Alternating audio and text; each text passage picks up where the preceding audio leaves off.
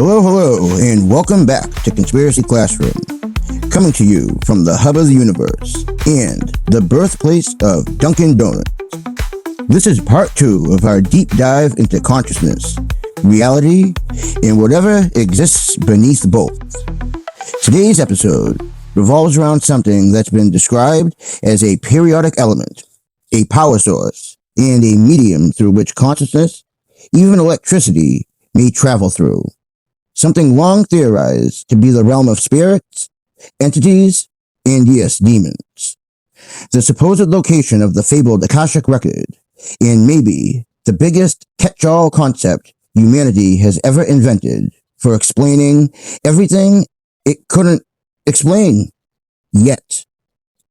But a place that at least theoretically could exist and apply to all of it, really. So settle in, chillax, sit back, and grab some snacks, and let's ask the questions others are afraid to. To understand why this idea refuses to die, we have to go back long before modern science decided space was empty. If we rewind the clock far enough back, before particle accelerators, before laser beams, when theoretical equations stretched endlessly across blackboards, before science was ever weaponized to push narratives, some of our greatest minds were already obsessing over the vastness of space. And what they imagined wasn't an empty void, nor was it just endless darkness. No.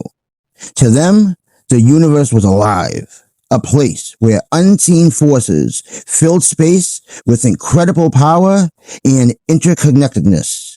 They imagined it full to the brim. This wasn't mysticism. No. Some of the most rigorous minds in history were already wrestling with this problem. Isaac Newton, the man who formalized gravity, spoke openly about an invisible substance capable of transmitting forces across space. He questioned how gravity could act across distance without something existing between. So he theorized a medium, something gravity itself would travel through. A medium, simply put, is any substance, solid, liquid, gas, or plasma, that allows energy to travel from one point to another. So when faced with gravity, a fundamental force, Newton didn't dismiss the possibility that something was carrying it. Newton opened the door, but it was electricity and light that forced it wide open. 200 years later, James Clerk Maxwell introduced the first theory connecting electricity, magnetism, and light, all as different manifestations of the same phenomenon, the phenomenon of waves. Waves that move anything like sound, waves that oscillate, waves that propagate through something, and waves, by their very nature, almost always require a medium to traverse. Maxwell himself described electromagnetic phenomena as stresses and motions in an underlying substance. In his view, reality wasn't a collection of isolated objects. It was an arising wave rippling through something deeper. That something was called the ether, and it was taken seriously as a hypothetical substance filling all space. The classical fifth element. Bruce Willis. Even the creator of the periodic table considered the ether a real, extremely light element. He even reserved a spot on the periodic table for it. History tells us the ether was abandoned around the turn of the century, but that's not entirely true. It was simply rebranded. One of the men who refused to let it go was Oliver Lodge. Lodge wasn't some fringe thinker. He was a respected physicist, and in his book, The Ether of Space, he said this quite plainly. The ether is not a form of matter, but it is the substance of which matter is composed. Now, read that again. It's not a metaphor, not a poetic flourish. It's a declaration. To Lodge, the ether was very real, continuous, and everywhere. Matter didn't float in empty space, no. Matter condensed out of this deeper medium. In consciousness, you might ask? That might move through it too. Even create and power it. Famed inventor and really the creator of our modern world, Nikola Tesla, didn't believe in empty space either. When referring to space, it isn't only the vast cosmos, but also the area between us, between all things, the void in an empty world. Tesla understood that our world was like no other, and he was emphatic on this point. All space is filled with a substance. This substance is called the ether. Tesla described space as an energetic plenum, alive with motion, and more importantly, he believed enormous amounts of energy were locked inside it, what we now call zero-point energy, and it is everywhere and limitless. This energy is present even in absolute zero. It's energy that doesn't go away. It's here, there, and everywhere. Boundless energy that exists simply because reality exists. Tesla believed that if you understood the medium, if you understood the structure beneath reality, you could tap into it. Free energy, wireless transmission of information, moving without wires across the globe. Sound familiar? A contemporary of Einstein, physicist David Bohm, proposed something radical. He said reality has two orders: the explicit order, the world we see, objects, events, particles, and the implicit order, a deeper hidden realm where everything is unfolded into everything else. And more than physics alone is needed to fully understand this realm. Bohm's quoted as saying, "In the implicit order, space and time are no longer the dominant factors determining the relationships of dependence or independence of various different elements. In other words, separation is all but an illusion, something modern scientists are proving with quantum entanglement. But what is propagating this invisible force? One that seems to be full of energy, that penetrates us, surrounds us, binds us together to this world. Many great thinkers have often claimed consciousness as a primordial force, but none such intrinsically as nuclear physicists and former NASA analysts. Author Thomas Campbell. He takes the idea of consciousness as a primordial force and basis for reality even further. Author of My Big Toe, which is the theory of everything, Campbell argues that consciousness is fundamental, not matter, not energy, but consciousness is the base reality. Our physical reality is a rendered, training environment. Everything, matter, time, space, bodies, are virtual outputs of a deeper information system, not metaphorical, literal, like a literal simulation, but not run by machines. Consciousness equals the processor. The physical universe, in his words, is rendered virtual reality, a data stream of probabilities narrowed down and interpreted by our consciousness, by what we view and experience. He writes, consciousness is the only thing that exists. Everything else is a type of virtual reality. We don't live in a completely fixed reality, but in one that is conditionally realized through its interaction with conscious observers. Before something is directly observed, our concrete reality is rendered. The system cycles through all possible outcomes and likelihoods based on what is actually being seen. So in a sense, reality remains flexible until it is made finite through our interaction with it. This places consciousness not as a passive observer, but as an active participant in how reality becomes tangible and measurable. A useful analogy is a video game with vast, open worlds. The system doesn't generate the entire environment all at once. Instead, it renders only what is needed, when it is needed, based on the player's interaction with it. In the same way, our reality appears solid and continuous, Yet beneath the surface, it is being resolved moment by moment.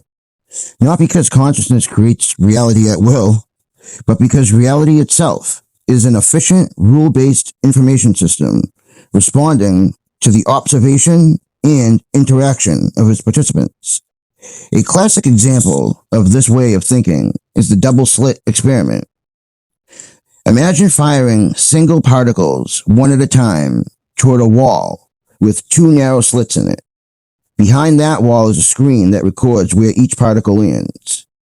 If particles were simply tiny solid objects, you'd expect two distinct piles to form behind the slits. But that's not what happens. Instead, over time, the particles form an interference pattern, the same patterns waves create. Each particle behaves as if it passed through both slits, if that barrier in between wasn't even there. Then, when you try to observe which slit is actually causing this, which slit the particle goes through, the moment you measure it or observe it, the interference pattern disappears. The particle now behaves like a solid object again. This gives us a simple, repeatable experiment showing that the act of observation changes the outcome, not because consciousness magically creates reality, but because reality itself appears to remain probabilistic until interaction forces it to become finite. Campbell calls the source of our reality and the many other realities or dimensions, though not intrinsically visible to us, the LCS, Larger Consciousness System. In this framework, space isn't empty. It's computational, informational, and structured. Designed for fast learning. Think of it like a classroom, a training dojo, a simulator, a pressure cooker for growth. And our body is an avatar, like a character in a game controlled by the consciousness outside the simulation. As we advance, reaching higher planes of existence, we still maintain our consciousness, or in essence, of who we are and all we've learned. And that's the point. Our consciousness evolves by reducing entropy, and by reducing entropy, becoming more coherent, loving, aware, and more powerful. That isn't the only way to view our reality, though. Back in the 70s, an engineer by Itzhak Bentov tried to understand consciousness not through philosophy or religion, but through vibrational resonance of frequency, the language of physics. Bentov wasn't guessing either.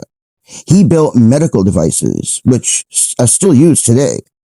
He worked with NASA and top-tier scientists, and after decades of studying meditation and out-of-body experiences, he came to a conclusion so strange yet so elegant, that the human body is a vibrational instrument, and consciousness is a standing wave riding through it. The heart, the brain, the micro movements of the skull, all of it creates a rhythmic oscillation that can, under the right conditions, lock onto higher frequencies, like tuning forks synchronizing. He described the moment a person leaves the body during deep meditation as a phase shift, a vibrational match between the physical and the non-physical layers. The ether is right here, all around us, vibrating at a slightly higher octave, he says. When the frequencies match, consciousness simply, whoop, slides across the border. See, Bentov believed the universe was built like a massive hologram, or a cake, layers of information stacked and vibrating, and our natural progression revolved around our consciousness being designed to move upward through those layers, on a ladder made of experiences like love, entropy. It's our rightful path of ascension, and gathering information, expanding and evolving along the way. Sound familiar? Well, it should. It's precisely what we've been describing all along.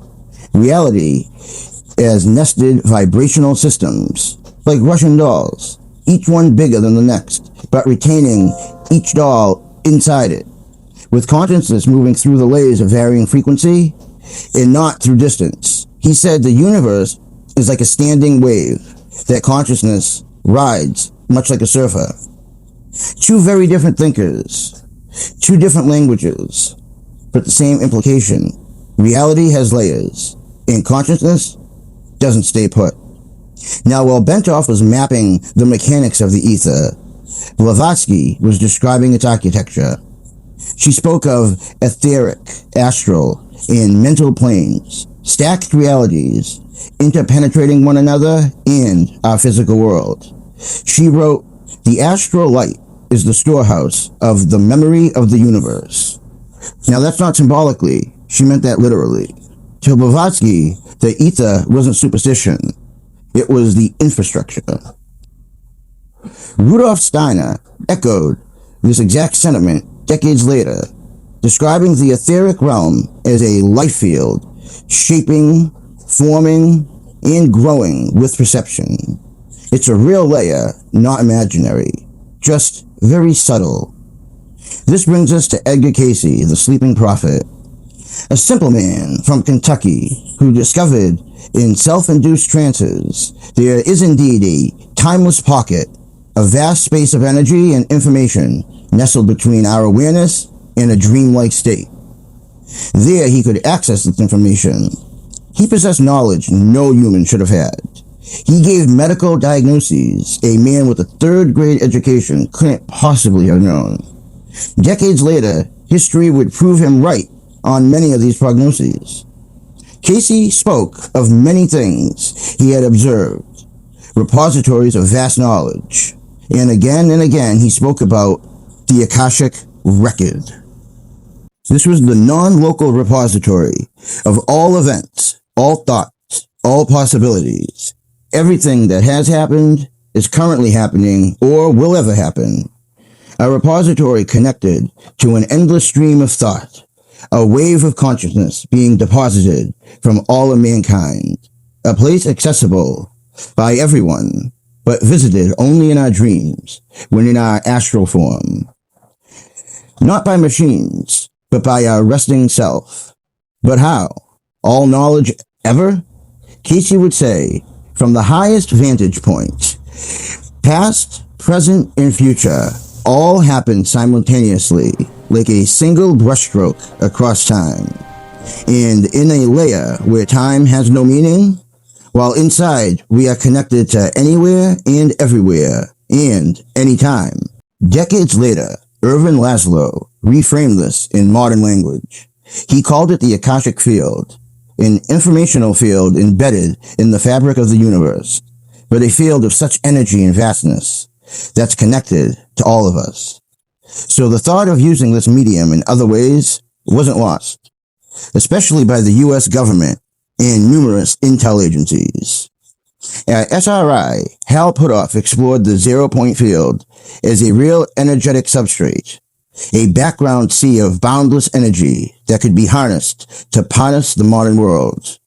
Unfortunately, that's not how government and black projects work. This was going to be used to power advanced craft and weapon systems. Many are rumored, but none confirmed. An endless supply of clean energy wasn't the only use being conjured up for this space. What about using the medium for travel? Joe McConaughey, one of the most documented remote viewers in history, described out-of-body experiences where awareness operates independent of location. The body stays, and consciousness goes. Because of him and the work being done by Project Stargate, we now had a working model to explore. But what about physical technology? That's a whole different story. How can something physical, say like a human body or a type of craft, utilize this space for travel, to be granted access to these hidden dimensions? This is where modern physics catches up and the idea of quantum tunneling enters the conversation. John Clark, Michael Dvorak, and John Martinis demonstrated that particles can pass through barriers they shouldn't be able to cross, not by breaking them, but by completely ignoring them. Their work in superconducting circuits awarded them the Nobel Prize. It showed that reality isn't as solid as it looks. Their breakthrough proved that atoms, under the microscope, don't move through barriers, that their quantum wave function extends beyond those barriers, allowing the atom to instantaneously appear on the other side. This tunneling works because a single atom behaves as a unified quantum object. This breakthrough has inspired a whole host of thought of what we can now achieve. Physicists like Jack Sapelty and others are now actively questioning the very nature of spacetime and have theoretically taken this idea even further. They argue that spacetime itself is an active medium and that plasma may be the key interface between our physical world and deeper layers of reality. Plasma isn't just ionized gas. It's structured, responsive, capable of carrying information. Plasma is the fourth state of matter beyond solid, liquid, and gas. How many of you remember being taught that in school? Exactly. In Sapelty's view, plasma interacts with the underlying fabric of spacetime in ways solid matter simply can't. It behaves like structured energy. It self-organizes, it forms filaments, it responds to electromagnetic fields in ways that appear uncomfortably alive. If there were a physical state capable of interacting with the deeper layers of reality, it would need to exist at the boundaries of that reality, and plasma becomes the obvious candidate. Consciousness appears to move freely through the underlying medium. That alone tells us something is there. But if technology is ever going to do this, if machines are going to interact with that sublayer of reality, then plasma may be the only viable doorway. Quantum tunneling works on the microscopic scale because a single atom behaves as a unified quantum object. Macro objects, like craft, vehicles, bodies, can't tunnel the same way. They contain billions of atoms, each with independent quantum states that decohere instantly.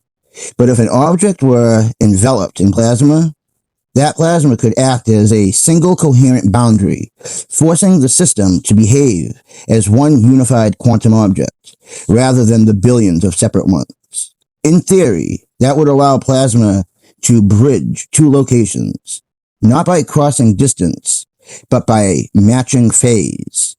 That's what I call the plasma bridge. It's a term I coined to describe this mechanism, not as proof, but as a working model that fits the data. Because when you listen closely to historical reports of time distortion and distance compression, the pattern keeps repeating. Not just what they say they saw, but also what they say they felt. December 4th, 1970, Bruce Gernon climbed into his single-engine Beechcraft Bonanza airplane for what should have been a completely ordinary flight, traveling from Andros Island to Miami, Florida.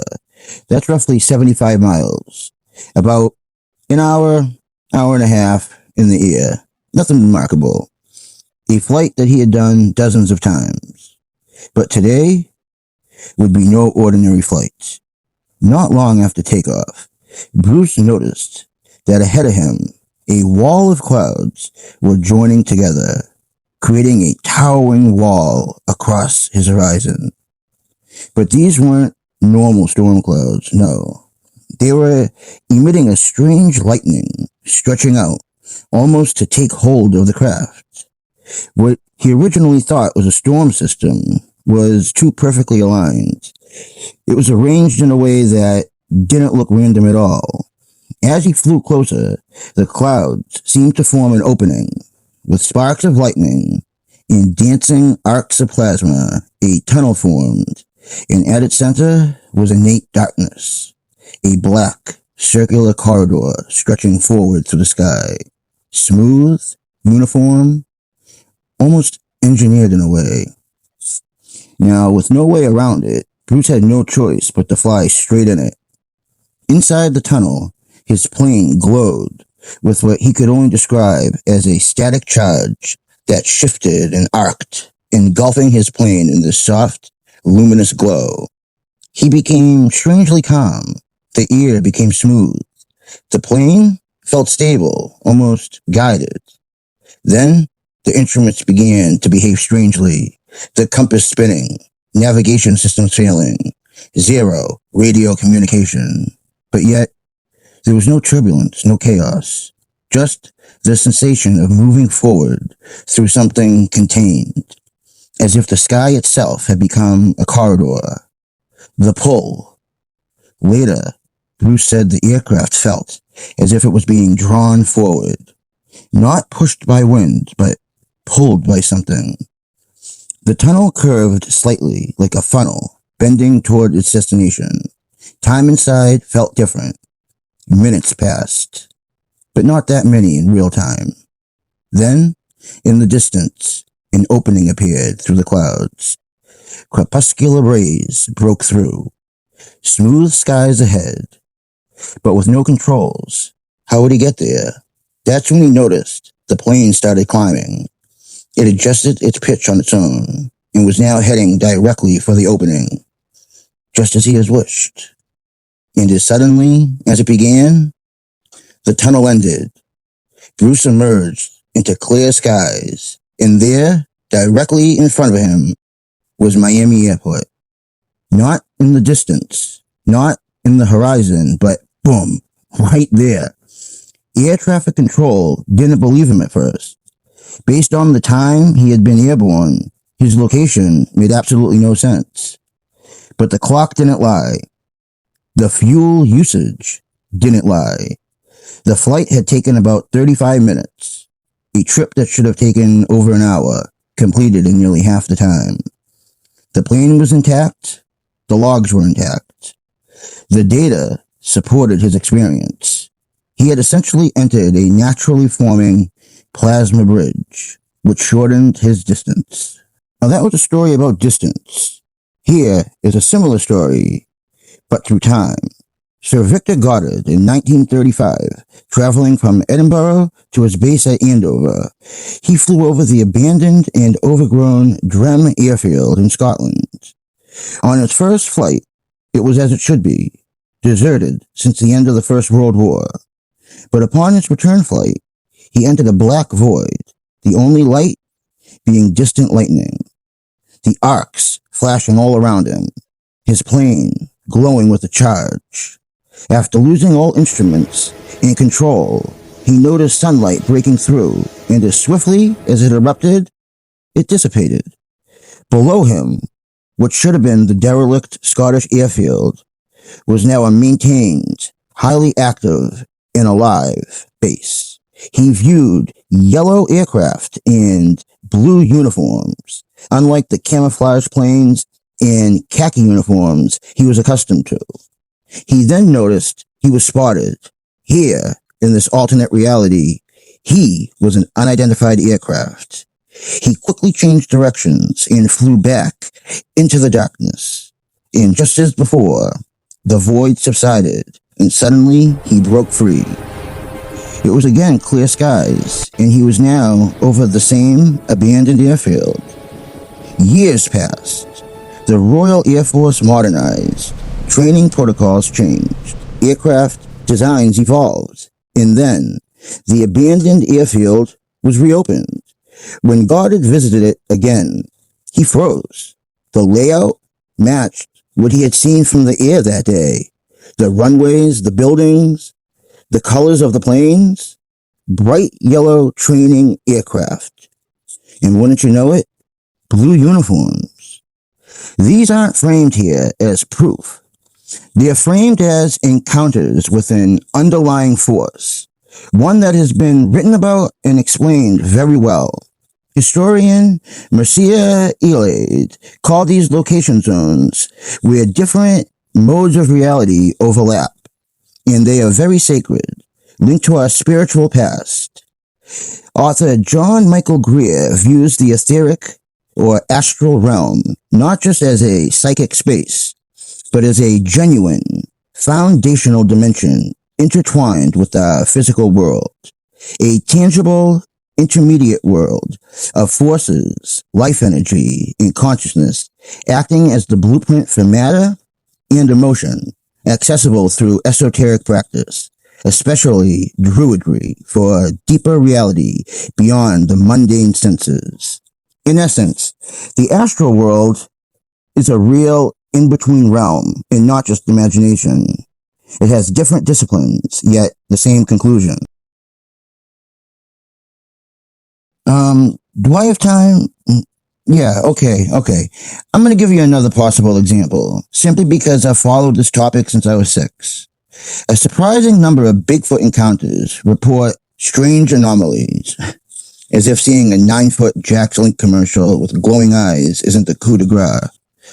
What they report are a myriad of electrical disturbances, cameras failing, batteries draining, compasses spinning, faint radiation spikes. Technology does not behave normally during encounters with these things. But why would a biological animal, assuming they are flesh and bone to begin with, consistently interfering with electronics?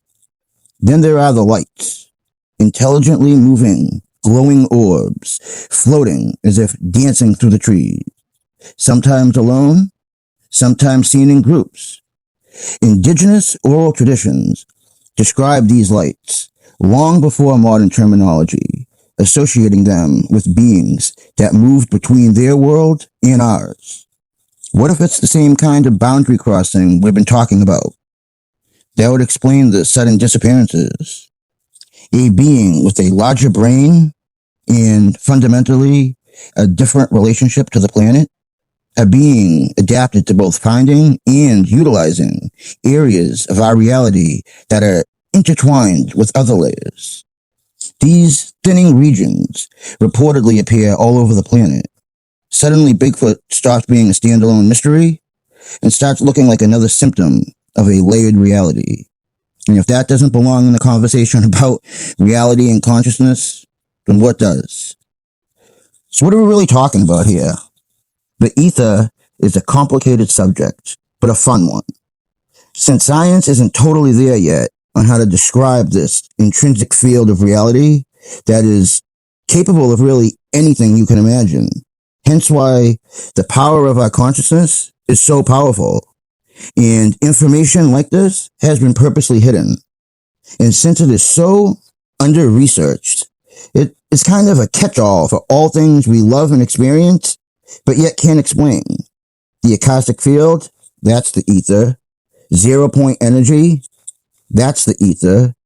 Where spirits dwell and demons dance, that's the ether.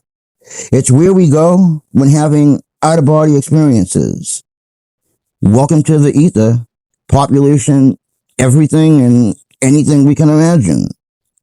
The fact so many are coming to the conclusion that reality is layered, that our consciousness isn't trapped. The universe is not a cold, empty, and dead space, but a living, structured medium we barely understand. To us, we see just the top, the most easy to discern layer of our reality, much like looking at the screen on our phones. Underneath is a complex system and language designed so we have the best experience using the device. I think reality is exactly like that. And maybe, just maybe, we're not crazy for feeling like there's more underneath it all. So with a heavy heart, with an open mind, and with boundless spirit, I wish you all a good night.